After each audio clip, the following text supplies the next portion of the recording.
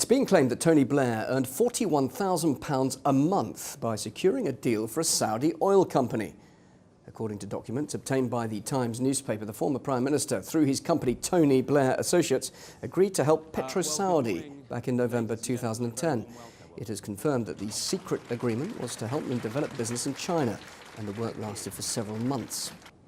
Well, a spokesman for Tony Blair has confirmed that he worked for the Saudi company back in 2010, but he stressed that the issue was unrelated to his work as envoy to the Middle East on behalf of the Quartet of the United States, European Union, the UN and Russia. Well, joining me now is Member of Parliament for Bradford West and host of RT's Sputnik programme, George Galloway. George, there's nothing wrong, is there, in securing an oil deal for somebody else? He's one of countless people doing that sort of thing. You forgot the commission. It's £41,000 a month as a retainer and between 2 and 5% commission on any deals done. Thus, it was a multi-million pound deal done in secret, which we would never have known about but for the Sunday Times exclusive on Sunday of this week. And it is possibly the most shameful piece of news about a former Prime Minister Britain has ever heard. Why?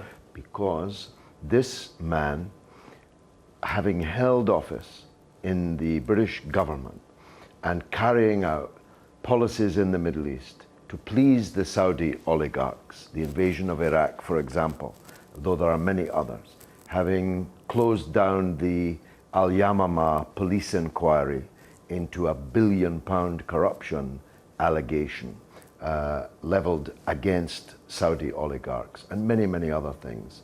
Then, as soon as he leaves office, literally as soon, 2010, as soon as it's possible for him to do so, he picks up this big check with the prospects. We don't know how much commission he actually did make because he has shielded his earnings behind a thicket of hedges that make it impossible to see through. But nothing illegal though here, is there? Well, I don't know about that because we can't see through the hedge.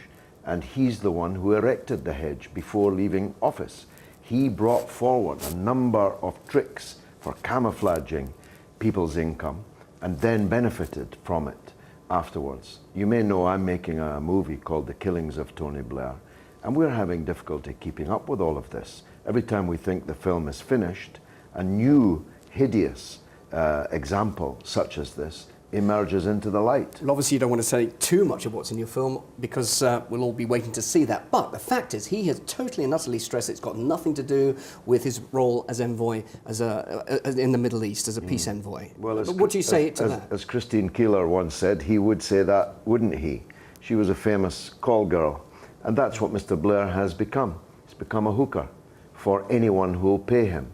And for the British Prime Minister, a man elected 3 times as the British Prime Minister, to transform himself into an international hooker, a call boy, is so demeaning, so degrading. So many people say that what he's done recently in his role in the Middle East, obviously we're seeing Palestine now being recognised by, not just here, but many governments as an independent state. Has he not played a role in that? Surely he has credibility in his current role. Palestine's in a worse state than it has ever been. You're carrying the news from Jerusalem, from the West Bank, from Gaza. It is in absolute turmoil and on the verge of a new intifada. And insofar as the Palestinians have made any diplomatic progress, it's been despite the efforts of Tony Blair rather than because of them. So I just think this is demeaning, degrading, diminishing, not just for him, I don't care about him, but for the country and for the democratic system. When you transform yourself into, let me be more polite, a London cab for hire by any oligarchy, by any dictatorship, any tyranny, any corporation, as long as they've got the money to pay you, well, what do you call that? Right, yep, you've said it already.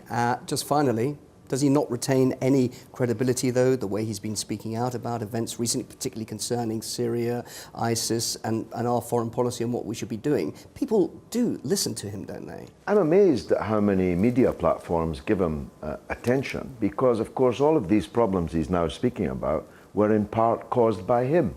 He and George Bush set fire to the Middle East, sent extremism cascading around the world, And now they want to opine on it and charge us a very large sum to hear them speak in person. So I just can't take him seriously. And when you see the film that I've made, you might imagine that he'll be on his way to The Hague. I hope so. When's it coming out? It'll be early next year. George Galloway, thank you very much Thanks, indeed. Bill. Thank you. And just a reminder that you can watch George's show, Sputnik, on RT UK every Saturday here.